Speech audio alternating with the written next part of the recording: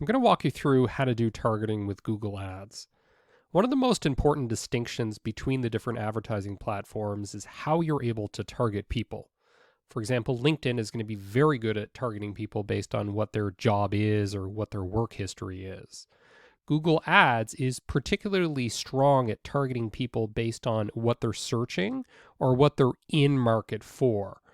So being in market would suggest that they're in a shopping mindset, and you can ascertain that based on either the keywords that they're searching, the websites that they're visiting, or whether they're actually in market or have intent according to Google's data. So let's walk through how to do some audience targeting in Google Ads. I'm in the Google Ads Manager right now. I'm going to go up to Tools and Settings, and then I'm going to select under Shared Library, the Audience Manager.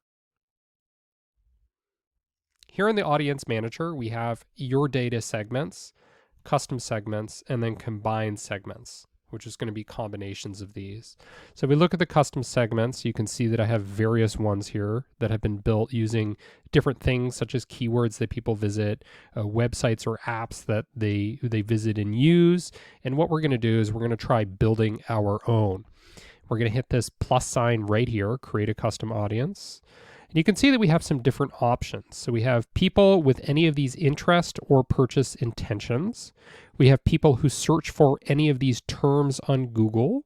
We also have people who browse types of websites and people who use types of apps. So let's just start with the first one here where we're looking at interests or purchase intentions. We might put in something like accounting software, and Google is going to populate some samples that we can put in here. So Xero accounting package, we could put in Xero accounting software, we could put in Xero financial software. So those would be some examples that we could include here. Now, alternatively, or in conjunction with that, we could say people that are searching for certain types of keywords. So I'm very much interested in people that are searching for product marketing. So let's put in product marketing strategy, we can put in product marketing mix, we can put in product marketing plan.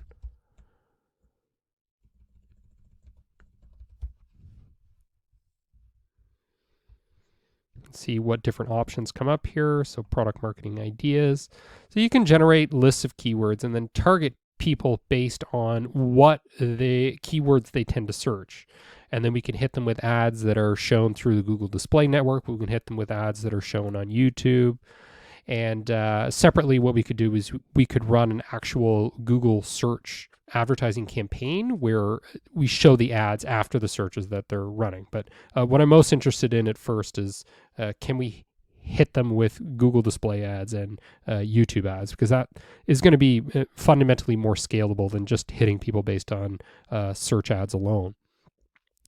So let's try another example here. Let's try based on the types of websites that people search. So if we're talking about accounting software, we might put in something like Intuit.com. We might put in QuickBooks.com. We might put in Xero.com. We could try some other financial company websites. For example, we could put in Sage.com. So we could build an audience based on people that are visiting these types of websites, or we could also put in different apps. So for example, we could put in the link to the Xero app on Google Play, the link to the QuickBooks app, the link to the Mint app for financial consolidation, various techniques there. So those are some different targeting options that we have. Google is actually incredibly powerful and diverse in terms of our targeting options.